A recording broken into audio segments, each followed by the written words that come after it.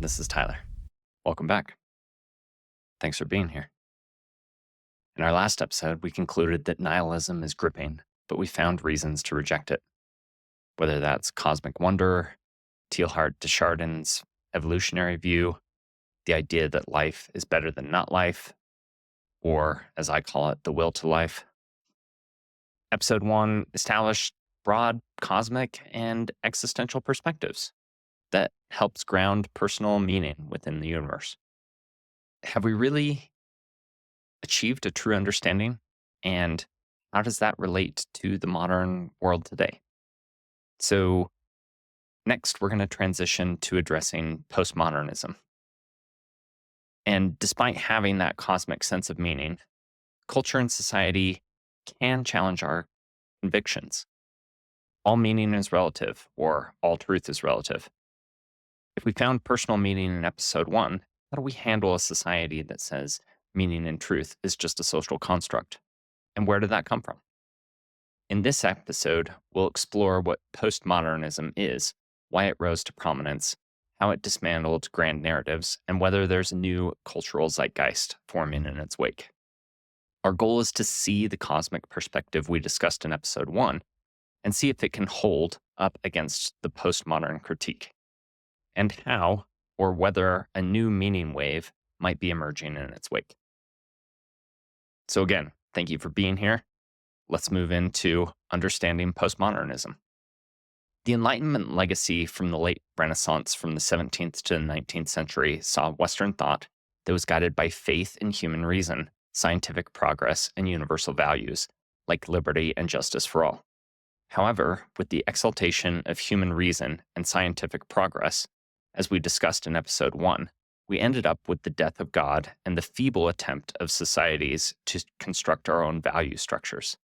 I say feeble because this led to one of the greatest atrocities in the entirety of human civilization, with the ideological battles that shaped World War II and its aftermath. What I'm referring to is the rise of Nazism and Stalinism, both weaving themselves into the same human need to align with society in meaning and purpose. However, these ideologies, instead of providing for well-being, pathologized the world into the worst of our tribal tendencies, leading to the extermination of 6 million Jews, 20 million Russians, and between 70 and 85 million total deaths due to World War II. Needless to say, this eroded the naive belief that rationality and science alone could guarantee our moral progress. These atrocities led to the rise of skepticism, where postmodern thinkers emerged partly in reaction to how these pathological narratives of nationalism, eugenics, utopia, communism, and Marxism. These pathological narratives took the place of traditional religions for providing meaning and purpose, and were used to manipulate people to lead oppression through asserted truth and us versus them mentalities. Postmodernists asked, if our big stories can justify such violence, are they as universally valid as we thought? Michel Foucault, a French philosopher and a social theorist, is one of the most influential postmodernists. His work challenged traditional notions of objective truth and highlights how societal structures and institutions shape our understanding of what is true or normal.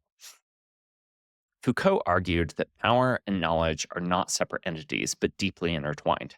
Knowledge is not merely an objective representation of reality, but is shaped by the power structure that produce and enforce it. He famously stated that power produces knowledge. Power and knowledge directly imply one another. Foucault was directly influenced by Nietzsche and his will to power, and it became the bedrock of Foucault's philosophy. Nietzsche, as we talked about in episode 1, was the first to describe the death of God and the abandonment of our Western heritage and religious ideals. Foucault likewise thought that institutions like prisons, schools, hospitals, and even families play a crucial role in producing and maintaining what are called discourses. Discourses are structured ways of thinking, speaking, and acting that define what is acceptable or deviant, true or false. For example, medical institutions create discourses about health and illness, which in turn influence societal norms and policies, like germs and washing your hands. But these discourses determine how knowledge is created, validated, and applied, and they reinforce the authority of those institutions, or at least that's what Foucault was claiming.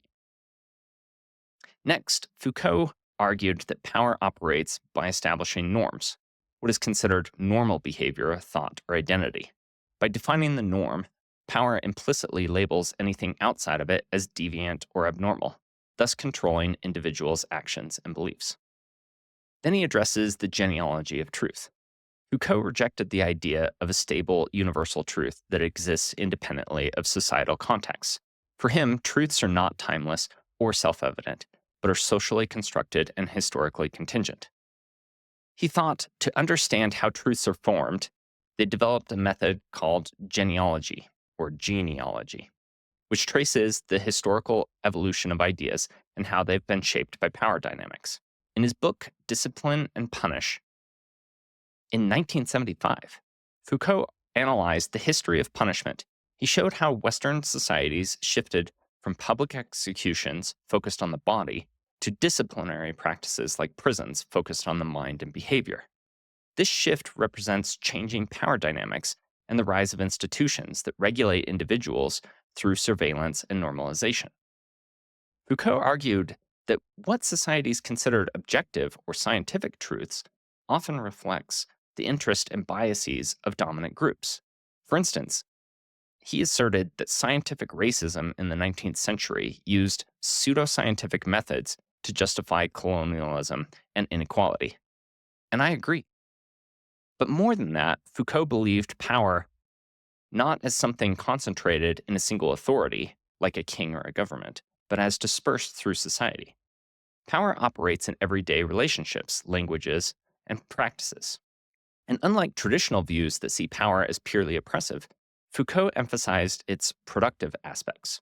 Power creates categories, knowledge, and systems that shape how we understand ourselves and the world. And here's the implication for universal truth claims.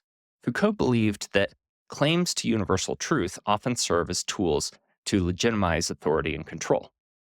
For example, religious institutions historically used divine truths to justify political and social hierarchies. Modern legal systems use the concept of justice as a universal ideal, but often enforce laws that protect existing power structures. And while Enlightenment emphasized reason and objective knowledge as pathways to progress, Foucault argued that these ideals often masked the ways power manipulates knowledge to serve specific agendas. So how does it matter today? Foucault's insights into power, knowledge, and the social construction of truth remain deeply relevant in contemporary debates. The role of media and our public figures in shaping narratives highlights how power influences public perception of truth. The rise of surveillance technologies and data-driven systems aligns with Foucault's critique of how institutions monitor and regulate individuals. And ultimately, Foucault's work illuminates how power shapes not just institutions, but our understanding of truth, knowledge, and identity. By questioning universal truths and revealing the hidden power dynamics in societal structures, Foucault encouraged people to critically examine the systems that define our lives. His philosophy invites us to see truth not as neutral, immutable entity, but as a product of historical, cultural, and institutional forces. Next, we have Jacques Derrida, one of the most influential and controversial postmodernists in the 20th century. He's best known for his theory of deconstruction. His work formally challenged traditional assumptions about language, meaning, and truth, leaving a lasting mark on philosophy, literary theory, and cultural criticism. So what is deconstruction? It's a method of analyzing text to uncover hidden assumptions, contradictions, and multiple layers of meaning. It seeks to show that no text has a single, fixed meaning, and that any interpretation is shaped by the interplay of language and context. For instance, key ideas rely on binary opposites, like good versus evil or male versus female, which Derrida argued are unstable and hierarchical, privileging one term over the other. Deconstruction destabilizes these hierarchies. It challenges the notion that language can reliably convey stable or universal truths. He argued that The meaning of words arises not from intrinsic properties, but from their differences from other words. For Derrida, this implies that meaning is always relational and never fully present. Because language is inherently unstable, any attempt to pin down a single absolute meaning is futile. He argued that Western philosophies focus on logos, a term associated with logic, reason, and truth, as the ultimate foundation for knowledge and meaning. He argued that this logocentrism falsely assumes a central, stable authority in language and thought. His central claim is that Western thought privileges speech over writing because speech seems to be closer to the speaker's intent. But Derrida showed that speech is also mediated by language and thus subject to the same instabilities as writing. By exposing the fallacy of logocentrism, Derrida opened the door to questioning any philosophical system that claims to offer universal or ultimate truth. He used this philosophy in order to become inherently skeptical of authoritative truths or claims to truths, whether in philosophy, politics, or religion. By exposing the inherent instability of language, he showed that such claims are often based on arbitrary or self-serving foundations. He used deconstruction as a tool for questioning authority and revealing hidden biases, making it powerful in critiquing established systems of power during its time. Derrida's ideas have profoundly influenced postmodern thought, which emphasizes the plurality of perspectives and skepticism towards grand narratives. Deconstruction has been applied to literature, law, architecture, feminist theory, and even cultural studies, demonstrating its versatility as a critical tool. In the age of increasing awareness of systemic biases and inequality, Derrida's methods remain a tool for exposing hidden power structures and assumptions. His deconstruction and critique of logocentrism remain influential for their radical challenge to traditional norms of meaning, truth, and authority. While his ideas invite questions about the nature of language and power, they also face criticism for their complexity and potential to foster relativism, leading to existential anxiety. In a world grappling with issues of truth, justice, and power, Derrida's philosophy continues to provoke debate. Not always to the benefit of the human race, and certainly not to the societies that have embraced deconstruction to the point of abandoning all meaning and purpose. Next, we have Simone de Beauvoir. De Beauvoir was a central figure in existential philosophy and was deeply influenced by ideas of individual freedom and responsibility. Her work expands upon existentialism's core themes of the human freedom and the construction of meaning, applying them to the specific context of gender and women's oppression. In her seminal work, The Second Sex, de Beauvoir famously wrote, "One is not born, but rather becomes a woman." This statement encapsulates her existential challenge to essentialism, the idea that human characteristics, including gender, are innate or predetermined. Instead, she argued that gender is a process shaped by societal expectations and cultural norms. De Beauvoir rejected fixed essentialist identities and laid the groundwork for postmodernist feminist theories. By questioning universal truths about human nature, she set the stage for later critiques of stable categories like gender, race, and identity. Sound familiar? De Beauvoir asserted that the roles and behaviors traditionally associated with men and women are not dictated by biology, but are imposed by societal norms. This concept challenges centuries of philosophical and scientific assumptions that treated gender differences as natural or inevitable. She explored how cultural institutions, education, media, family structures, perpetuate and reinforce gender roles, creating what she called the myth of femininity. Women are socialized into roles of passivity, caregiving, and dependence, not because of biology, but because of societal expectations. De Beauvoir introduced the idea that women are positioned as the other in relationship to men, who are considered the default or normative human being.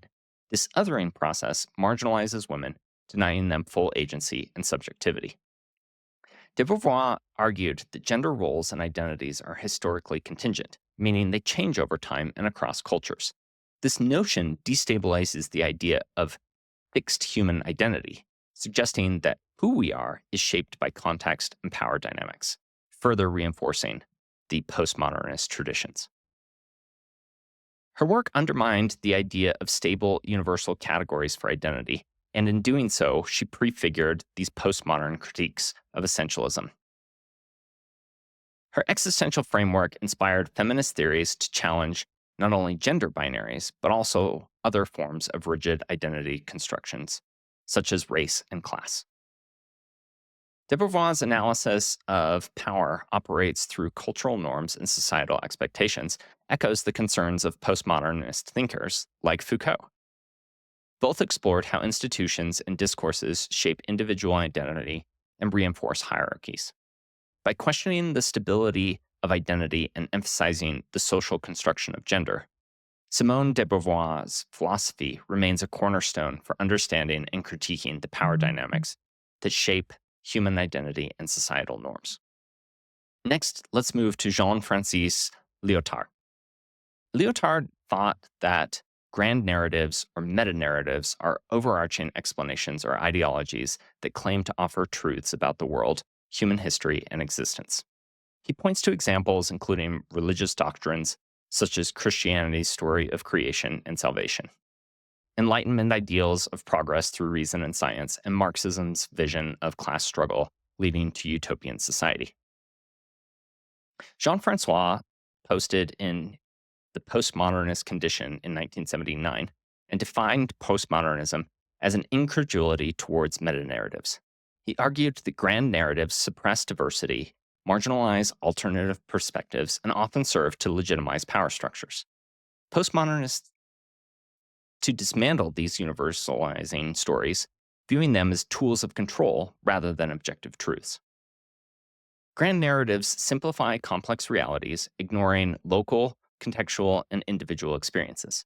By preserving themselves as objective or universal, they can obscure their roots in specific cultural, historical, and power contexts.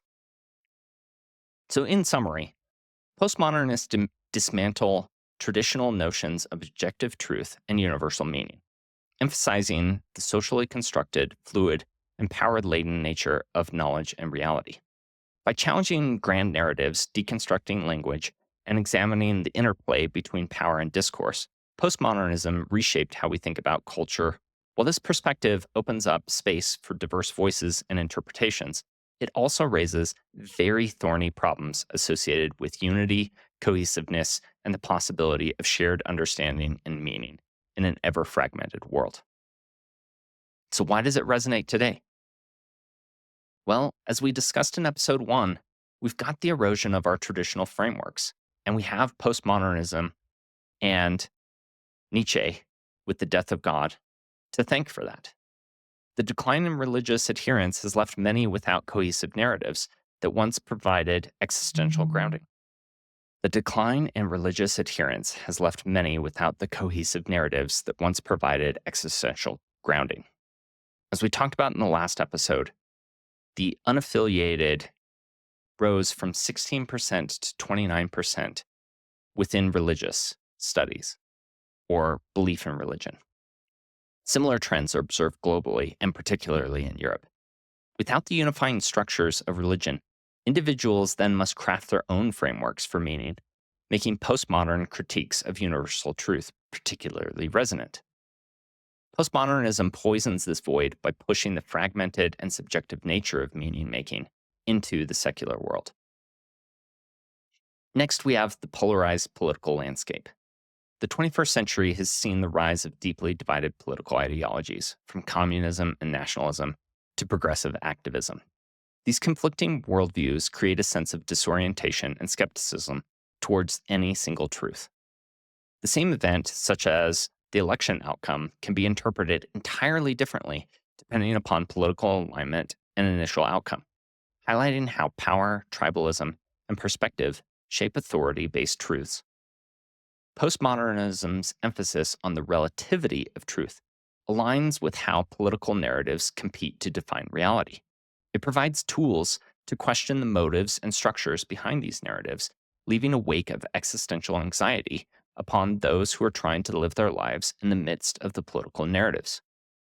The internet has further reinforced this through information overload, by democratizing information, but also fragmenting it, creating an echo chamber and filter bubbles where individuals are exposed to highly curated versions of reality, which continue to reinforce their belief systems rather than attempt to find understanding within the world. Social media and news algorithms prioritize content that aligns with the user's existing beliefs, reinforcing biases and further fracturing shared understanding. In the digital age, multiple truths coexist online. A single issue such as climate change, vaccine safety, election integrity can have vastly different interpretations and vastly different truths, all supported by their own curated evidence. Postmodernism's skepticism of singular objective truths mirrors the chaos of the internet and the dawn of the AI slop era. It validates the lived experience of navigating competing narratives and struggling to discern what's real, causing intense anxiety and suffering for those who live with it, as we'll discuss further. In a world where global cultures, ideologies, and beliefs are more interconnected than ever, individuals encounter a bewildering array of perspectives. Postmodernism resonates because it reflects this multiplicity, acknowledging that no single viewpoint can encompass the whole cultural truth. A young person today might be exposed to a mix of Western individualism, Eastern spirituality, scientific materialism, and social justice activism, all offering different frameworks for meaning, but none offering a stable footing upon which to base their identity. The question is, how do we decide what's real? And this becomes increasingly relevant in a world where traditional authorities like religion, science, and government are questioned or contradicted, especially as we continue to lose trust in our institutions. And for good reason. Religion, science, and government have all lost faith with the community. They've embedded aspects of the postmodernist critique within them, trying to assert their authority over the people rather than seeking wisdom and truth. Postmodernism's deconstruction of grand narratives aligns with the sense of disorientation, forcing a framework that provides ambiguity and complexity instead of actionable reality. It resonates today because it caused and reflects the fragmented, pluralistic, and uncertain nature of modern life. As traditional structures and authorities lose public support, and as the digital age amplifies competing narratives, postmodernism exacerbates ambiguity. It does not seek to resolve the complexity, but instead promotes it to the detriment of the societies that embrace it via increased anxiety without knowing right from wrong. Postmodernism was necessary for the time that it was in.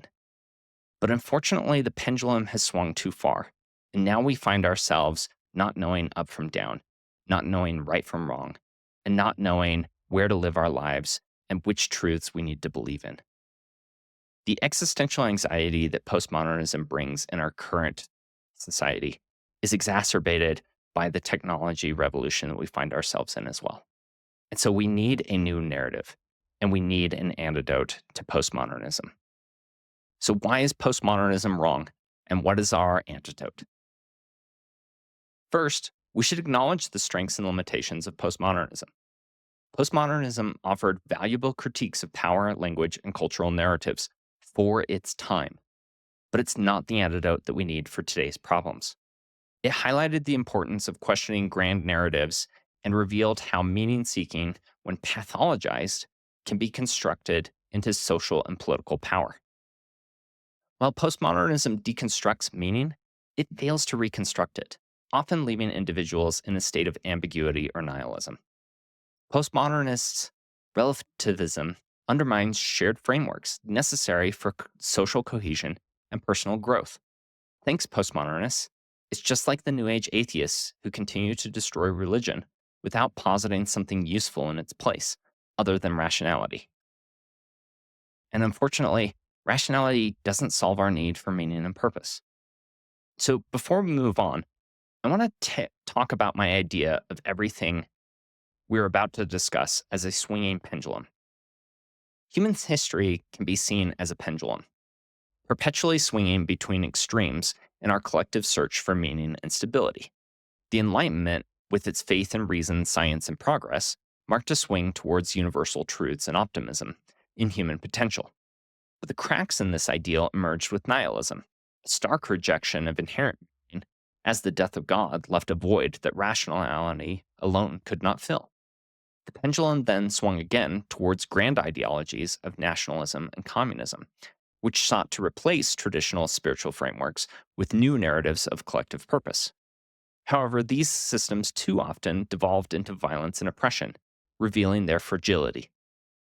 Postmodernism emerged as a reactionary force, swinging yet again and dismantling these grand narratives and emphasizing the relativity of truth and meaning. Yet, its deconstruction left many adrift, fueling a modern longing for reconstruction. Today, the pendulum may be shifting once more as people gravitate towards frameworks like the will to life, a perspective that integrates cosmic wonder, evolutionary purpose, and a personal meaning to reconcile extremes and forge a middle path. This oscillation reflects humanity's relentless attempt to balance the tension between absolute order and boundless chaos, between universal certainty and individual freedom. So, for everything we're going to discuss, think of them as ideologies that occupy different value pendulums within two extremes. Our arguments against Foucault's philosophy in a modern context. While Foucault's insights into the interplay of power, knowledge, and truth have been influential, they may have been useful in the past, but they're not useful today. Foucault's rejection of universal truths leads to moral and epistemological relativism. Epistemology, as this huge word, is just the study of knowledge acquisition. It involves an awareness of certain aspects of reality, and it seeks to discover what is known and how it is known. Where Foucault claimed that all truths are seen as equally subjective and power-driven, this destroys value hierarchies and moral systems, introducing harmful ideologies through conspiracy theories or pseudoscience that can thrive without a solid foundation for refutation. In an era of fake news, misinformation, and echo chambers, dismissing the possibility of objective truth undermines efforts to combat falsehoods and uphold shared accepted standards, which further fractionates society. Foucault's assertion that all knowledge is tied to power oversimplifies complex ways knowledge is developed and shared. Not all institutions or systems of knowledge are purely mechanisms of control. Scientific progress, for example, arises from curiosity and collaboration, not from power structures. Family and relational progress arises from cooperation, shared responsibility, and mutually beneficial, non coercive choices, not power. Business entities, while competitive and seeking to stay alive in their industries of knowledge, are significantly more based upon cooperation and meritocracy than in pathological ways to assert power. Foucault's emphasis on the oppressive nature of power obscures the ways that reality works, where cooperation, competition, and meritocracy are used positively in governance, business, or family structures. Foucault's focus on structural forces like institutions and discourses minimizes individual agency. By framing people as largely products of societal power structures, his philosophy fosters a sense of determinism and learned helplessness, adding to personal anxiety. Foucault was adept at deconstructing existing systems of power, but offered little guidance of what should replace them. His work critiques grand narratives, but does not provide a coherent framework for building alternative systems. Much like the New Age atheists who came in and destroyed any arguments for religious narratives without providing a solution to the spiritual hole that exists within each individual. Foucault's view of power as pervasive and inescapable does not adequately distinguish between authoritarian regimes and democratic societies. In democracies, power structures are often subject to checks and balances, transparency, and public accountability, while they operate with wisdom. And while institutions in democracies are imperfect, they are fundamentally different from authoritarian systems where power remains unchecked.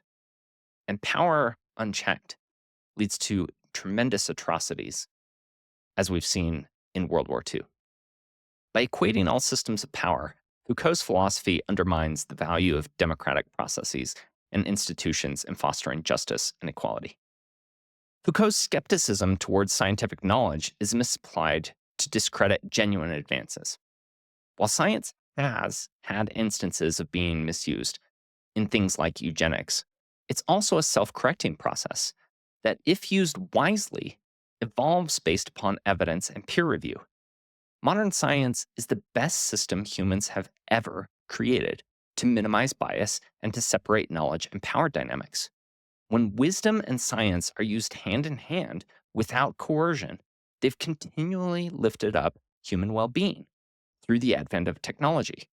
And when science is used without wisdom, we end up with pathological outcomes like eugenics or addictive social media. What we need to recognize is that wisdom is what we need to apply against Foucault and against his criticisms. So, in closing, while Foucault's critique of power and truth remains prevalent in modern society, his philosophy struggles to address the practical needs of today. In an era marked by misinformation, inequality, and global crises, an overemphasis on relativism and critique without solutions hinders progress. A balanced approach that keeps in mind that systems can be pathologized without affirming the possibility of societal and universal truths, human agency, and constructive reform is essential for addressing the challenges of the 21st century. We need wisdom. We don't need deconstruction. We've gone through deconstruction. It pointed out our holes, and it's useful in individual circumstances. But at this point, it's destroying our societies. What we need today is wisdom, and we need leaders who embody wisdom. Next, let's move to arguments against Jacques Derrida's ideas in the modern context. As we talked about before, deconstruction's emphasis on uncovering endless interpretations and contradictions leads to intellectual paralysis. In a world where decisive actions are needed, deconstruction fosters inaction by undermining the certainty of any proposed solution. Derrida's rejection of stable meaning in language and his critique of logocentrism contribute to cultural relativism, where all perspectives are seen as equally valid. This further undermines the development of shared values and norms essential for societal cohesion and fragments society along tribal lines. Sound familiar?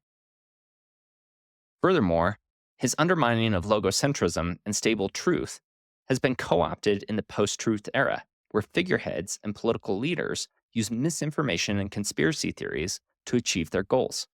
By questioning the validity of any universal truth, deconstruction empowers those who seek to discredit objective facts by instilling fear and confusion to gain power. Derrida's focus on the instability of language often neglects other dimensions of human experience, such as emotions, material conditions, and biological realities. This narrow focus of his renders his philosophy disconnected from practical concerns, focusing on useless drivel from his ivory tower versus something that would actually help the average person in society prosper. Furthermore, his philosophy assumes that meaning is entirely constructed by language, overlooking biological and evolutionary influences on human condition and behavior. Modern neuroscience and evolutionary psychology show us that patterns of thought and meaning are deeply rooted in our evolutionary biology. While Derrida's construction is often seen as critique of power, it lacks a clear framework for constructing alternatives. By dismantling existing structures without proposing solutions, Derrida becomes just another critic of existing functioning systems, without positing something useful to replace the existing problems. In a time of global challenges, society needs stable frameworks for building rather than just dismantling. And I find this as a common occurrence in the postmodernists and their desire to just tear the whole system down. It feels very familiar. It feels very culturally relevant.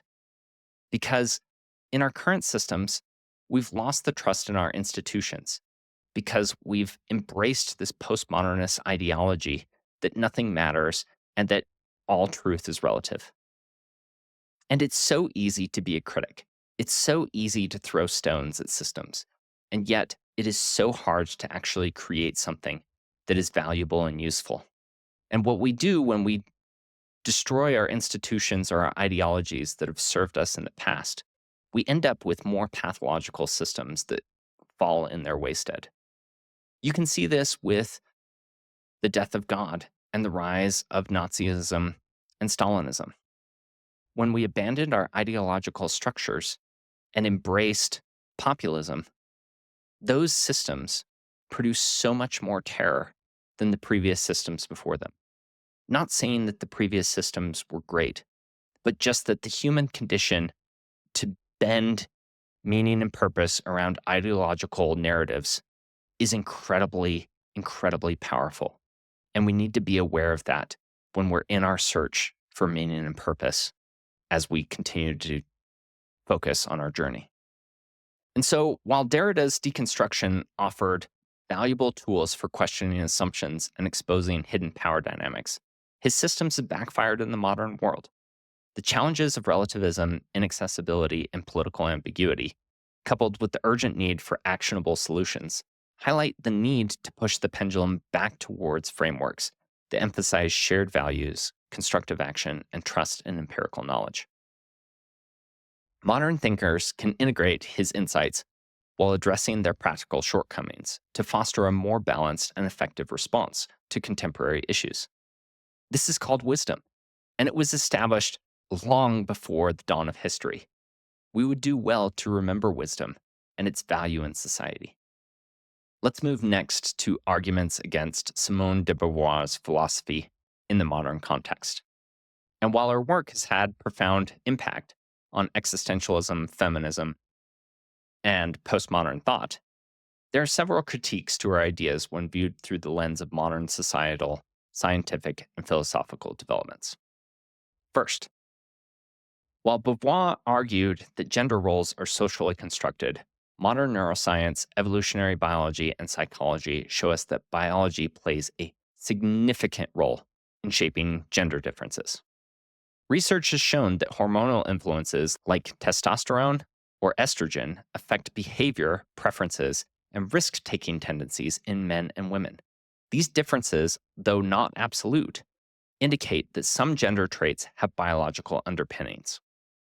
In a counterpoint to her statement, one is not born but becomes woman, let's acknowledge that culture and socialization heavily influence social norms. Gender expression, however, is driven by innate biological factors. We should not ignore the fundamental aspects of male and female, lest we seek the demise of our society. Male and female is one of the most fundamental aspects of complex biology, with its origination nearly 1.2 billion years ago. Nature doesn't make mistakes, and for us to question it as a social construct is naive and wrong. This is not to say that there are not masculine and feminine constructs which express themselves in society, and that there are masculine females and feminine males, and that these traits are good for our society. But to coerce our society into thinking that men and women are social constructs is an outright lie that gets perpetuated to the detriment of our society's mental health, especially our children's mental health. Socially constructed gender fails to address the fundamental aspects of our biology and is a plague that our current society faces.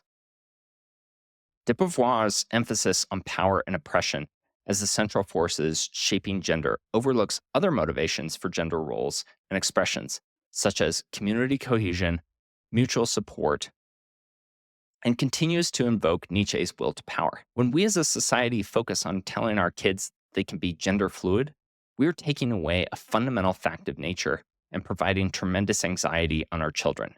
That's not empowering. That's pathological narcissism. In many communities, traditional gender roles serve functional purposes, such as managing resources or ensuring survival. While these roles can evolve, dismissing them as purely oppressive fails to account for their adaptive origins and their evolutionary beginnings. While Beauvoir's contributions remain foundational for feminist thought and critiques of essentialism, modern insights from biology, psychology, and intersexuality and non-Western perspectives reveal severe limitations in her framework. In closing, I want to highlight that I am a feminist. I am pro-women. I am pro-equal rights for women. I am pro-equality of opportunity for women. I am pro-diversity in the workplace for women. And I am pro-hearing women's voices on all aspects of life.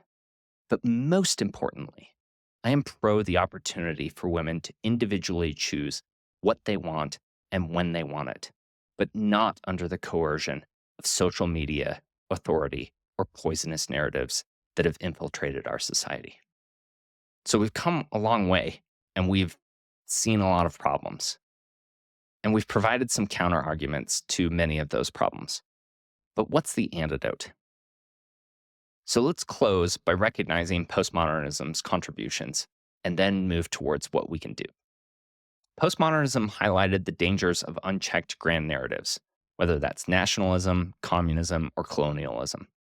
It encouraged a critical approach to power dynamics, asserted truth, and societal norms. It opened up spaces for marginalized voices and diversity of perspectives. But it's failed. Postmodernism's deconstruction of meaning leaves a void, offering no coherent framework to replace what it dismantles. Relativism erodes shared truths, making societal cohesion and personal grounding impossible. Instead of fostering liberation, it results in nihilism, identity confusion, and societal fragmentation. Feel familiar? I see it in society all around us, and I see us yearning for an opportunity and a different approach. So let's recap. Why postmodernism fails in the current context. While some truths are context dependent, like cultural practices, universal principles like the value of human life, justice, and fairness persist across civilizations. Postmodernism's skepticism of all universal truths ignores humanity's consistent moral progress across history. Look at the abolition of slavery or universal human rights, or anything in Steven Pinker's writings, especially Enlightenment Now, where he points to our societies continuing to get better, in fact, better than they've ever been before in history. Next, relativism breeds paralysis, not progress. The lack of shared frameworks undermines efforts to address national and global challenges. When every perspective is equally valid, collective action becomes impossible, and we can't move forward to actually solve the problems in front of us. Language is a bridge, not a prison. Postmodernism's overstated the instability of language. While words are interpretive, they effectively communicate shared experiences and values across time and cultures, whether that's literature, music, or scientific discourse. Power is not always oppressive. Foucault's view of power as pervasive and controlling ignores its constructive role in creating stable societies, scientific advancement, and cooperative frameworks. For instance, democratic systems, when functioning properly, i.e., using wisdom, use power to safeguard individual rights and collective well being. Human agency over determinism. Postmodernism often downplays individual agency, suggesting people are merely products of discourse or societal constructs as part of a group. In reality, humans have shown remarkable resilience and autonomy in shaping their lives and creating. And the individual is the most important aspect of humanity. That means you and I have the dignity as individuals within society, not as just members of a group. So let's move towards that antidote. Our antidotes are going to be broken up into 4 different areas. The first one is the antidote to relativism. And I'm going to posit that the answer to relativism is that we need more flexible definitions of truths. Now, truth is actually notoriously hard to pin down. And while I've read about this information, I haven't seen somebody present it before. And so I'm really excited to present the concept of thin truths and thick truths, but to expand upon that concept in order to really combat relativism. Thin truths are surface level, universal, or contextually independent truths that are straightforward, simple, and objective. They're often factual statements that don't rely on additional context, interpretation, or cultural significance to be understood or accepted. Things like 2 plus 2 equals 4 or water boils at 100 degrees Celsius are excellent examples of thin truths. Now, Tyler, you say, I live at an altitude of whatever, and water doesn't boil at 100 degrees. Yes, yes, yes, of course. But the overall approach of measuring that water boils at 100 degrees at sea level is an objective truth. However, there are other thin truths that are less commonly talked about, including thin truths due to evolutionary biology regarding human nature, behavior, and relationships. These truths, I believe, emerge from our shared evolutionary history and apply universally across humanity. These thin truths, while not exactly universal, are close enough to promote well being across all societies, as we've discovered from studying our evolutionary origins and where these thin truths emerged from. So let's start at the beginning. Survival and reproduction are fundamental drives. The biological imperative to reproduce and survive underpins much of human behavior, from parenting to competition. Humans are social creatures. I'm going to posit 10 ideas that fit what I believe are thin truths with evolutionary origins. First, there is a biological imperative to survive and reproduce, and that underpins much of human behavior from parenting to competition. Second, humans evolved as social beings in tribes, relying on group dynamics for survival. Third, evolutionary pressures have led to observable physical and behavioral differences between men and women that are statistically significant within all cultures and more significant in egalitarian cultures like Sweden or Norway.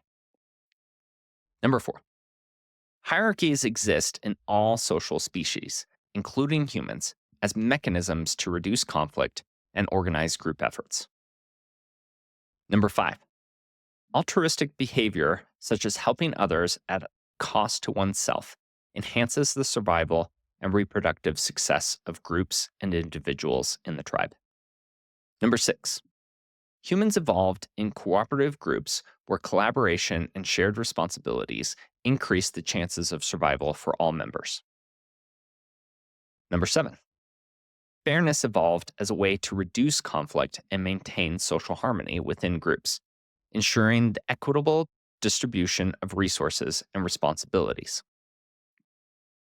Number 8, humans are inherently cooperative beings, as working together allowed early humans to achieve tasks like hunting or building shelters that were impossible individually.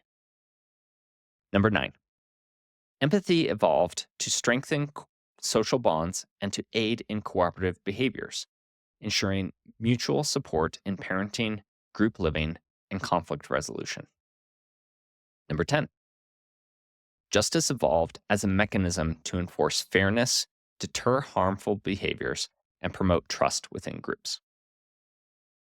So these are 10 ideas that I have on thin truths that are pretty close to objectively true, but have definitely evolutionarily been integrated into both humans and into nature.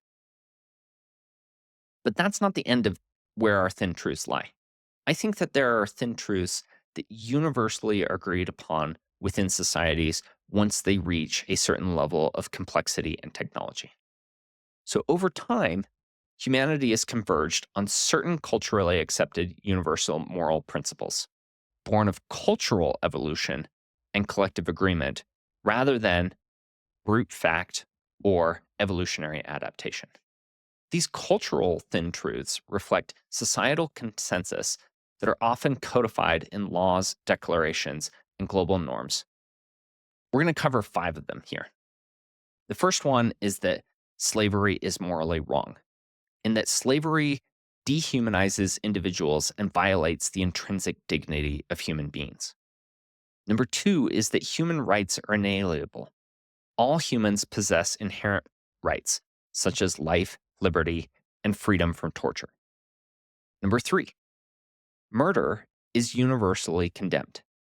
Taking another person's life unjustly violates the social contract and disrupts group stability. Number 4, children deserve protection.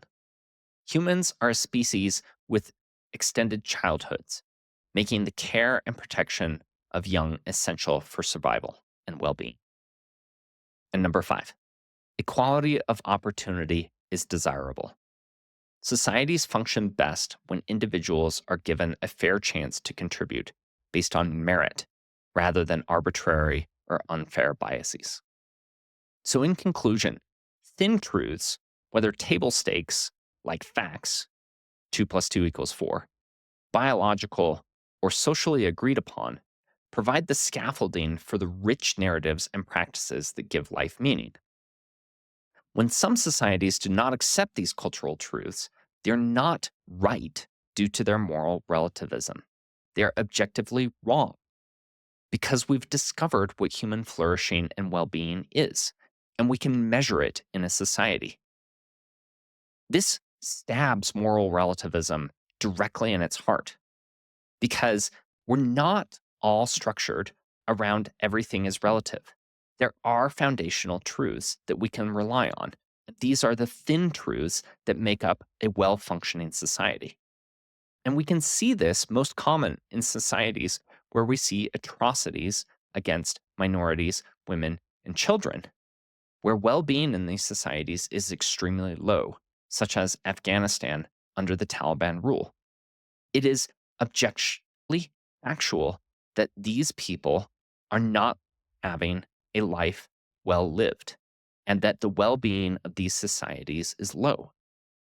Thin truths, however, also remind us that while cultural interpretation add depth and nuance, but some truths rooted in our shared humanity transcend context, offering stability in an ever-changing world. By recognizing this interplay, we can move beyond the paralysis of relativism and build a cohesive framework of thin truths for understanding meaning, morality, and progress. Thick truths are deeper, more context-dependent truths, and they're embedded in cultural, historical, or personal frameworks. And, very important, they evolve over time.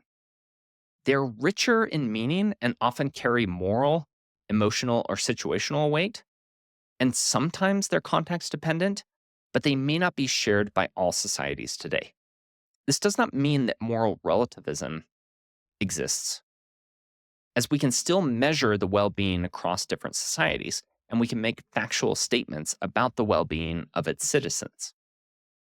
This way, we can have factual answers to moral questions, where we can understand if culturally discovered morality is getting better or worse over time, and that if certain societies have better well-being, what are the cultural choices that they made that increases their well-being?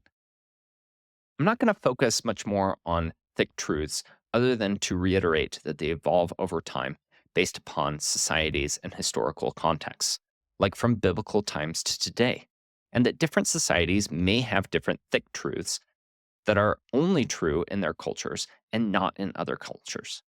This is good and healthy for continued development of societies, but not at the expense of well-being and objectively good, thin truths. And this is our antidote. Thin truths provide clarity and universality, while thick truths add depth and context.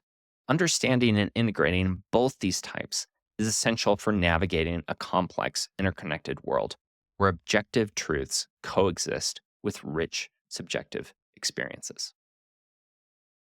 So let's move to our second antidote. And this antidote is to the deconstructionism and logocentrism, where we can actually measure the value of literature or speech. And this is called the Lindy effect. And we're going to apply the Lindy effect to cultural longevity. So the Lindy effect posits that the longer an idea, text, or cultural artifact has existed, the longer it is likely to endure. This principle implies that certain works, specifically literary works, resonate deeply across generations because they possess inherent qualities. These qualities, like profound insight, emotional depth, or universal themes, allow them to remain relevant even in modern times. And how is this relevant to postmodernism? Well, the Lindy effect is a proxy for intrinsic meaning. While Derrida argues that texts have no fixed meaning, the persistence of works like Shakespeare's plays, the Odyssey, or religious texts like the Bible suggests that their core narratives, themes, and values resonate universally. For example, Hamlet's been interpreted in various different ways: political allegory, psychological drama, or existential meditation. Yet the persistence of its central themes, whether that's revenge or mortality or the nature of existence, implies a durable essence that transcends cultural fluctuations. Over centuries, literature that lacks resonance or fails to address universal human concerns fades into obscurity. The Lindy effect, however, ensures that only works with significant and intrinsic meaning remain part of the cultural canon. The modern equivalent of this is YouTube views for impactful and meaningful speech. Frequently found in long form communication structures, this highlights where value remains after entertainment has left. And I really like this with people like Jordan Peterson, where his rise and his addressing of modern interpretation of biblical narratives is pointing to this Lindy effect as being valid in our current time for addressing meaning and purpose. So, next, in addition to the Lindy effect, I'd also like to posit capitalism as a system for revealing subjective value. So, capitalism enables individuals to allocate resources freely based upon personal preferences, revealing collective value judgments over time. In the context of literature, this manifests in how people spend their money on books, adaptations, merchandise, and experiences tied to certain works. And the reason why this is relevant is if a literary work garners widespread, enduring attention and economic activity, it suggests the presence of themes, stories, or ideas that resonate deeply with people for its time. This economic validation challenges the claim that texts lack stable meaning. For example, the Harry Potter series continues to generate billions in revenue through books, films, theme parks, and fan communities, demonstrating a shared cultural attachment to its central themes of love, friendship, and heroism, and supporting our initial theory from episode 1 that the hero's journey is a foundational aspect of human flourishing. Finally, in the antidote to relativism undermines shared cultural narratives by suggesting that there's no intrinsic meaning. Derrida's framework risks eroding the shared narratives that bind societies together. Narrative stories, however, that resonate through societies and history provide the scaffolding for identity, values, and community, as we talked about in the hero's journey. Attributes that economic and cultural systems demonstrate are deeply valued. The Lindy effect and capitalism also show that while interpretations may vary, enduring works of fiction possess inherent qualities that repeatedly captivate human attention and imagination. This points to their intrinsic value, and when there's value, there's no longer just relativism. And that means that there can be a hierarchy of value, and that hierarchy of value can point to what is pertinent in modern society. And while there may be some relativistic states of value, and they may change over time, to suggest that there's no intrinsic meaning is fundamentally wrong, because some of these stories are embedded within us and have been embedded within us since the dawn of time. Our third antidote is the antidote to socially constructed gender. And the greatest example of this is evidence. What we see today is social contagion and the rise of gender dysphoria. In recent years, there's been an exponential rise in the cases of adolescent girls identifying as transgender or experiencing gender dysphoria. Studies have shown that clusters of adolescents in peer groups often experiencing gender dysphoria simultaneously, pointing to the role of social contagion. For example, Dr. Lisa Litterman's controversial study in 2018 introduced the term rapid onset gender dysphoria, linking this phenomenon to peer influence and online communities. This is exacerbated by platforms like TikTok, YouTube, and Instagram, which often amplify non traditional gender narratives, exposing young girls to highly curated content that glorifies transitions without sufficient exploration of underlying mental health issues. A study by the Royal Society for Public Health found that social media use is associated with increased anxiety, depression, and body image, especially among young girls, creating fertile ground for questioning gender identity as a coping mechanism.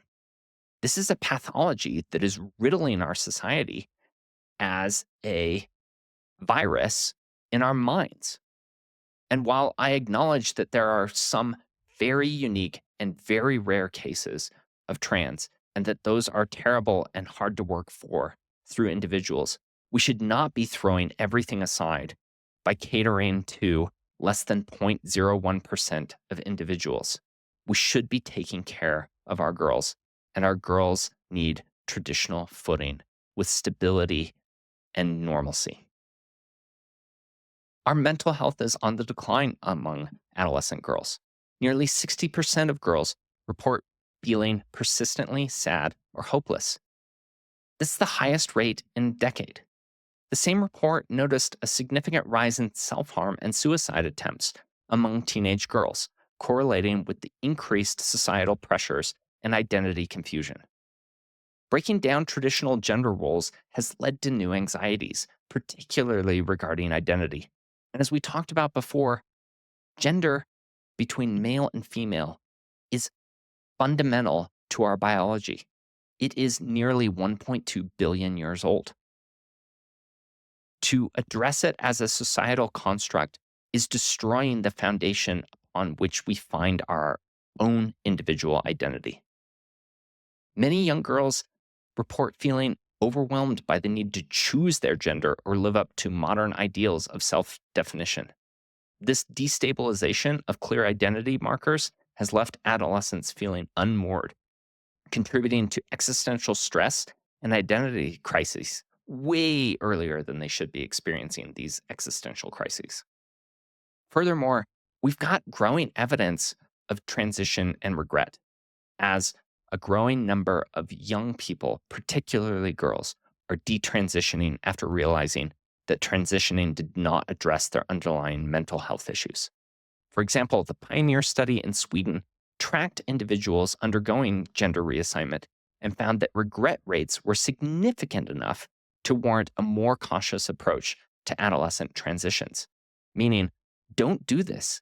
This is bad for us, and it should be addressed through traditional structures that help us get through our teenage years. Next, we have stability and identity formation.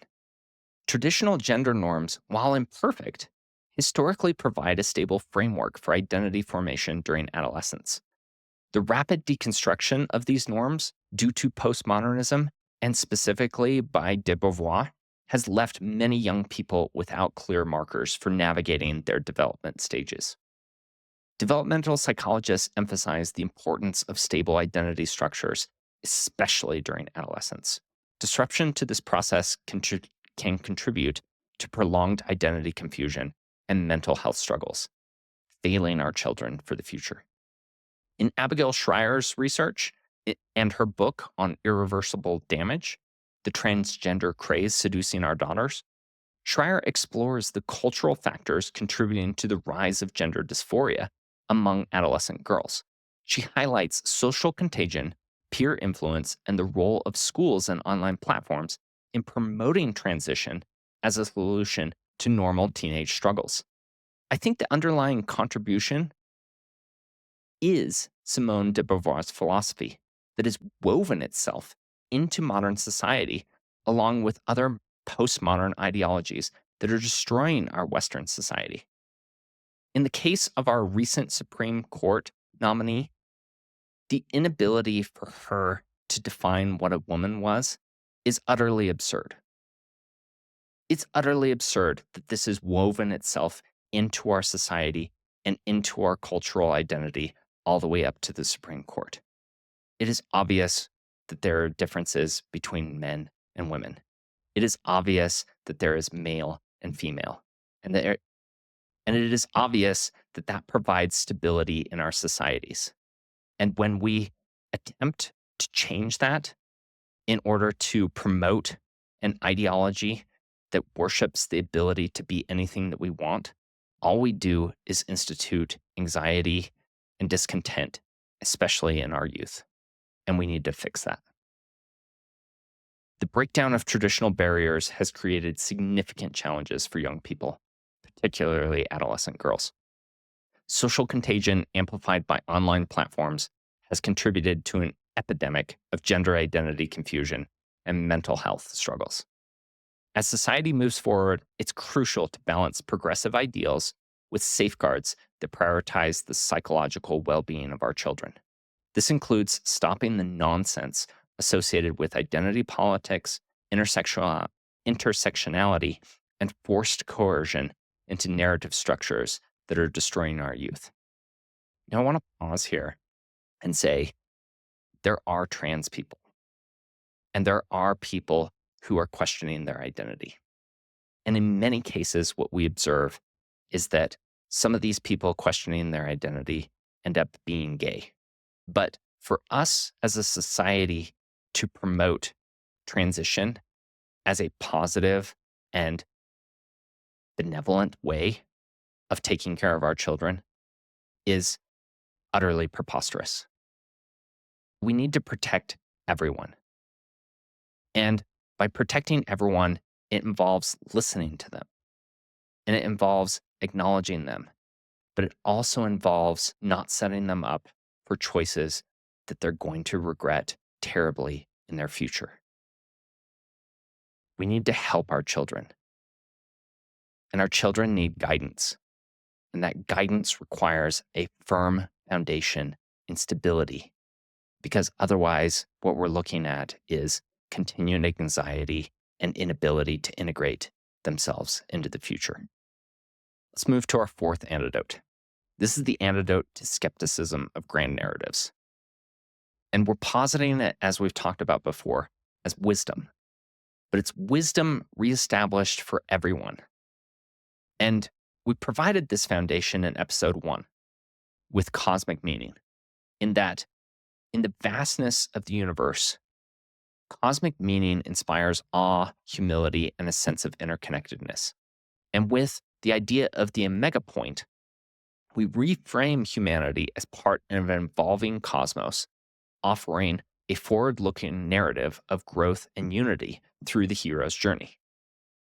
And we're saying that this is part of the overall structure of humanity and its progress towards the greatest good.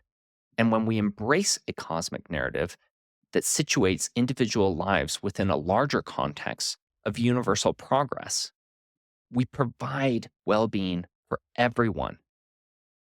And we integrate everyone, and specifically the dignity of the individuals, into that overall story. As Viktor Frankl said in Man's Search for Meaning, meaning can arise even amidst suffering by aligning with purpose and values.